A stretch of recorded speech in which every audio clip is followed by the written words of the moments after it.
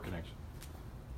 Hi everybody, welcome to episode 2, Home Office Security and Backups, brought to you by Tech Tips by John Fester. Thank you for being here for episode 2. Got some great information to share with you today. And thank you to Jeff Gerber for the suggested topic today of securing your home office network. So let's get started. As you know, my name is John Fester. I'm your IT manager here at Travel Planners International for over 10 years.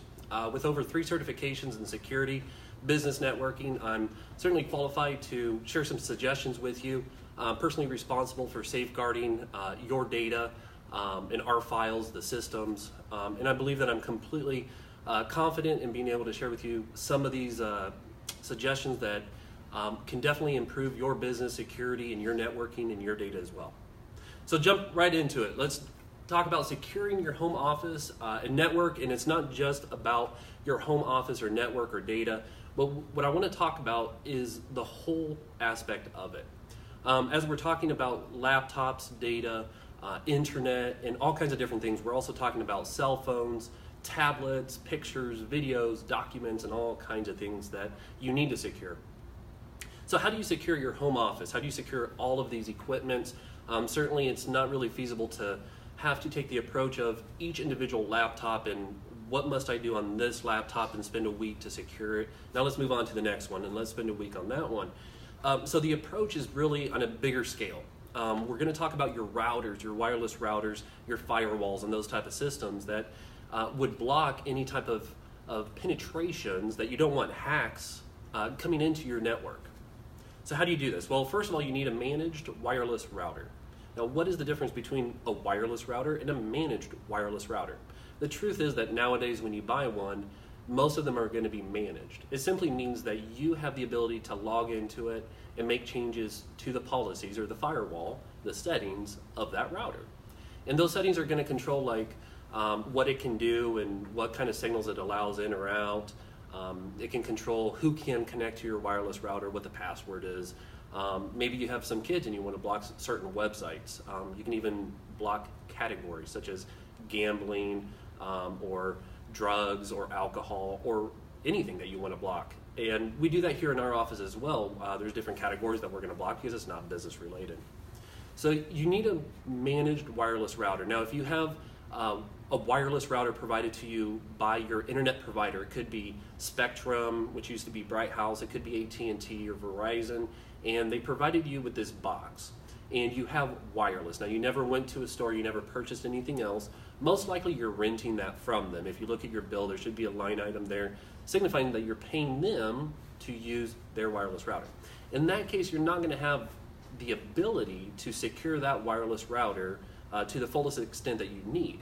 The reason is because they lock those down pretty tight where you only have access to certain features, to certain settings. So if that is your environment, if that's what you're using right now, I'm going to recommend that you do go out and purchase your own wireless router. Once you obtain it, then you would be able to contact your internet provider and tell them that you no longer need theirs, save a little bit of money. And we're only talking about $50, maybe $60 that these wireless routers would cost. Of course, there's high-end ones, $200 plus. I'm a big-time gamer, so I've got a really nice fancy one with antennas sticking out all over, but you don't need that. If you're just handling a typical everyday business, any wireless router that you can find in the store is going to suffice for you. However, I'm not going to recommend that you just walk in and grab the cheapest thing. I did some research and I did see a sale right now on a really good Linksys router. It's the model number is the N900. It's a specific model and it's a really good home-based office wireless router. It comes with all kinds of security features, built-in firewall, and other security options as well. Of course, you can do all the basics of only allowing certain IP addresses to even connect, so anybody else wouldn't even be able to connect. It's really great because you can also share a network through the router. So imagine this, you're sitting at home and you have your tablet and you need access to a file that is on your computer, your desktop computer. Typically you're going to go to your desktop computer, you're going to grab that file and either email it to yourself where you get it on your tablet, or you're going to upload it somewhere, maybe Google Drive, maybe Dropbox, maybe you have Carbonite or another service. So you upload it there and then on your tablet, you're going to download it. So you're doing this multiple step process. Imagine this. You grab your tablet and you just click on an icon that represents your home network. And when you're in your home there, this only works when you're on the same wireless router, but when you click on that icon, what you're going to see is everything in your home network. They're shared files. So on your computer, you save that file into, and you could call it share, your shared network. You could call it home business. And when you save it there on your desktop computer, on your tablet, you open that same folder and there it is. So these wireless routers are not only about security or providing internet. As we consider cell phones nowadays, I'm doing this Facebook Live from a cell phone. So as you can imagine, it's not just a cell phone, it's a smart device that can do multiple different things. And that's what you're looking for. When you make a purchase, think about everything that you need, all your needs, and then find one device that can do everything for you. And that way you reduce the number of devices you need. So wireless routers are super smart. They're coming packed full of different security options and functionality such as I just described. The Linksys N900 is right now running $58, I believe, or it's right about $60. After shipping, it's probably $65. A great router, and Linksys is definitely dependable. Linksys, Cisco, certainly very good systems. There's other good companies as well, but I stick with that brand because they're certainly very dependable. Lifetime warranties, good stuff. Start with a secure, managed wireless router, and when you look, make sure that it specifically says that it has a firewall, that it specifically has an antivirus scanner built into it. See, this is another layer of scanning. As the internet traffic comes in or leaves your network, it's scanning all of that to see if there's a virus or something malicious attached to it before it ever gets to your computer. That's a good thing. Next, something you may never consider, maybe never crosses your mind, is a penetration test. Now, this is something definitely in the corporate environment that is well known, and it is basically hiring somebody to try to hack your stuff. It's kind of what it is. So you engage in an agreement with some company or an individual that is really good with security and they know their stuff, and they maybe have a tool, software already built that does this for them, or they might sit down and do it manually. But what they're going to try to do is hack through your security, and the result of which is going to tell you what your vulnerabilities are. How do you know what to secure if you don't know what is at risk? So that's the first step, is know your risks. Listen, if you don't have any electronics in your home at all, if you don't have any computers, laptops, cell phones, tablets, then you can go ahead and just disconnect. This session is not for you. But I'm pretty sure that everybody is still watching because we all have cell phones, tablets, laptops, and a desktop, most likely. So get a penetration test, and I would recommend at least annually done. This means that once a year or more frequently, this entity, an individual or a company, is going to try to penetrate your network. And they're going to tell you, okay, this is the vulnerability I found, and this is how you can lock that vulnerability so that you no longer have it, so you can get rid of that risk. So penetration tests are very important to be done. It's nothing that crosses the mind of a home user or consumer, but you guys are businesses, you're entrepreneurs, and this is your company, so you have to safeguard it. I am going to mention, and also in the comments at the end of this video, I'm going to add a couple links to different things that I'm mentioning, such as a link to that Linksys N900 router. I'll post a link to that. And also this penetration testing, there's a company called Pentestbox, and that's their website, pentestbox.com, pentestbox.org, I'm sorry. It's an open source, free software, and it's a collaboration of different individuals around the world that built this company and the technologies that they have. And basically you can go to this website, you create an account, and they have a ton of tools, and you're able to do a penetration test with their software. It's a small download, and it's great because you don't have to set anything else up, where in the past you'd had to have a Linux computer or a dual boot system, and it was really difficult, and sometimes you needed a super smart tech to set it up for you, and you don't have to do that anymore. So pentestbox.org is a great company that's made it super easy. It's a single download. You install it on your computer, and then you start running the test, and in the end result, it tells you what your vulnerabilities are. Next, antivirus. You have to have an antivirus. It scares me to death that people believe that Windows Defender is good enough, and certainly it's not. You get what you pay for, and if it's free, don't expect much. Now, Windows Defender has come a long ways over the years, especially back from Windows XP days, where it was really not doing much. Nowadays, it's a true firewall. It has an antivirus component, it has some blocking components, and it's pretty good with scanning different filter packets. But it's not the best. I definitely recommend purchasing a nice security software for you. And just keep in mind, antivirus means that it tries to prevent a virus from entering. If you get a virus, there's no antivirus out there that is going to guarantee that it will clean your computer. That does not exist. These programs help to protect you against ever getting a virus, but should you obtain one, they're not going to help clean it. So in that case, you're going to have to contact a tech or somebody that you know that can reinstall Windows if you do get infected. But the firewall and the antivirus needs to have active scanning. There's a lot of free antiviruses out there, and again, you get what you pay for. But some free ones are AVG, Antivir. There's a free version of Malwarebytes, and these are good things to have. If you have nothing else, then it's better than nothing. However, there are much better solutions. Now, I have to throw this out there that in the past, for the past 12, 15 years, I have been probably the biggest fan of Kaspersky. Now, probably about a month ago, or a couple months ago, nobody would know who Kaspersky is. They started in Russia, they're Russian-based, they have a headquarters here in America, another headquarters in Europe, and they have been the world's largest and best security software for decades and decades.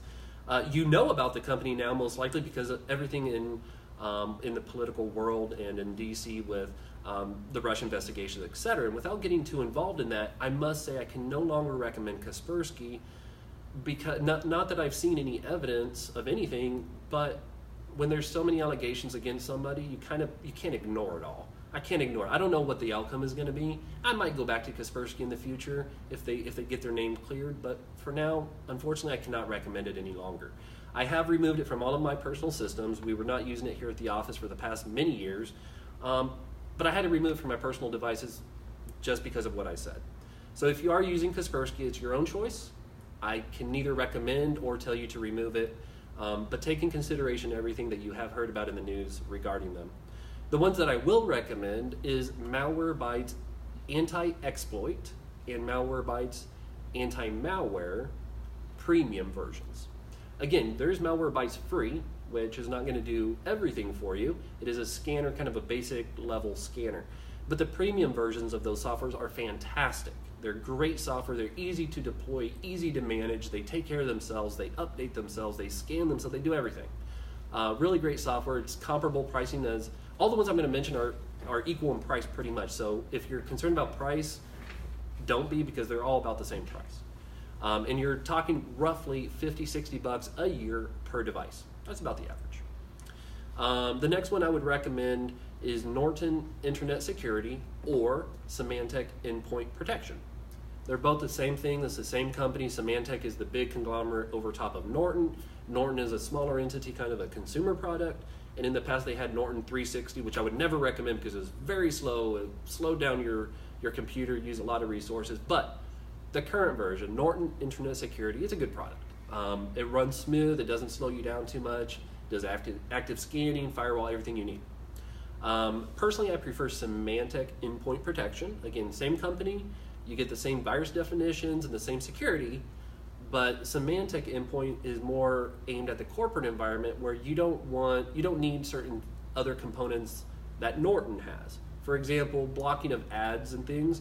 In a business network, sometimes you need to see those because that's how you're relating to other businesses that you deal with. Where in the consumer, in the home world, you probably don't want to see those ads because you're not trying to deal and negotiate business with those companies. But that's just one area of difference between the two. Both great products. And then for a free version, if you must go with a free version, if you don't have anything, get a free version today. That's your goal. Before the end of today, install an antivirus if you have none. Start with a free one, and before the end of the week, go and buy one. That's your goal. That's what you should have. By the end of the week, you should have a paid version of an antivirus. But the free ones that I'll mention is Avast, A-V-A-S-T, and AVG. Both are great products. They've been around a long time. They use great definitions. They get their definitions from Malwarebytes, as a matter of fact. Free products, basic level security only. So guys, secure your stuff. Home security of your office is mega important. If you get infected and somebody obtains all of your clients' data, your business might not survive. Your clients are probably not booking with you anymore, and you're going to have to kind of start over. But you're going to have a massive expense on your hands of providing identity protection for all of your clients that were affected. So secure your data, secure your data. Remember, that's my responsibility here, securing your data. I've been doing it for over 10 years. I'm personally responsible for ensuring that the systems are running, that your data is safe. So, I do take it very seriously, and that's why I like doing these conversations, these episodes, these tech tips, because I want you to be informed I want this to be important to you as well, and to take these actions. So let me also just mention the last topic, which is backups. Backup. You have to back up. If you don't back up, you will lose data. It's only a matter of time. Your vehicle will never drive forever. It's only a matter of time until it breaks down. We try to have a plan ahead of time for when that happens. I have to have a plan for when I get a flat tire. What am I going to do? I have to have a plan for if my engine doesn't start. How do I get to work? How do I take my daughter to school? We have to have a plan. And if your plan is, I hope I never get infected or I hope I never lose data, then that's kind of a big risk. And you're not going to be able to get it back if something happens. It's too late to react when something happens because you don't have a backup of good data. So backup. So 2 backups, local and offsite. 2 very important things. Local is very important because you're backing up very quickly, almost on the hour. It's going to back up all the changes, a new photo or a new document, a change in something. It's backing up right away. And it's great because it's there. If you need to retrieve something, it's right there. It's immediate. There's no wait. But what happens if somebody breaks into your house and steals everything? They're taking that drive. It's an external drive plugged into your computer. Or if you get a fire and it burns down, or a hurricane, we're in Florida, and you get a flood. I don't know, lightning strike, who knows? But if that backup drive fries or gets stolen, you just lost all your data. So the offsite backup is the fail-safe solution. And if you have to pick one or the other, go with an offsite backup. Because now you're up in a cloud with a company, and I can recommend a few. There's Carbonite, there's Microsoft Azure, Azure, there's Amazon AWS. You can pay for more storage with Dropbox. Who else? There's all kinds of different services like that. You can pay Microsoft OneDrive, etc. Get a backup solution. What's happening is you're installing something very easy on your computer. It's sending all of your data, all of your files securely up to an encrypted cloud storage provided to you by that company, whichever company you partner with, and now your data resides there. When you make a change to that file on your local computer, the software detects it, sends it up to be backed up. You got to back up. Currently, there's a Seagate external hard drive on sale on Amazon. It is only $50-something, $56, $57. It's a 1 terabyte. It comes with all the software, everything you need. It's USB 3, it's super fast, it comes with backup software, it's encrypted, it's mega storage, 1 terabyte, it's probably more than sufficient, and it's like $55, $56. So I'll have the link in the comment below as well after this video. And if you're, I don't make any money from Amazon, so if you want to buy it somewhere else, that's totally fine. Seagate and Western Digital are the 2 good brands. They typically come with all the backup software you need, so very good brands. So guys, backup. Secure your home office first. If you get infected, you lose everything. Not good. You got to protect what you have, and then when you're protected, you got to get backed up, because this laptop, this one here, this will die and it will break, or I could drop it, or it could get stolen. And when that happens, I have to have a plan ready. Well, I hope that you guys learned a little bit from this. I'm going to see if there's any questions. Doug, we got any questions? Let's see, there's one comment from Doug TPI. It says, for those watching, always, John is happy to take... Oh, that was me. No questions. That was awesome. No questions, John. So sorry. Well, listen, Barry and I are really glad that you got to attend today. This was episode 2 of Tech Tips by John Fester. If you have any suggestions, please post them for future topics of things that you'd like to see covered. If you have any questions about what I covered today, please post them below. I'm very active in Facebook, and I'll jump in there. Please add me as a friend as well. If you ever need anything, or if you need to report something that is down, tag me in a post and let me know, or send me a private message and I'll jump right on that. Lastly, I'm going to be setting up a YouTube channel to kind of host these videos in there. So maybe on the next episode, I'll be able to tell you what that YouTube channel is, and you can follow me on there to stay tuned to all future updates and topics, episodes that we cover. So thank you guys very much, and I hope you have a great day. Thanks, John. You're the best chief security officer there ever was.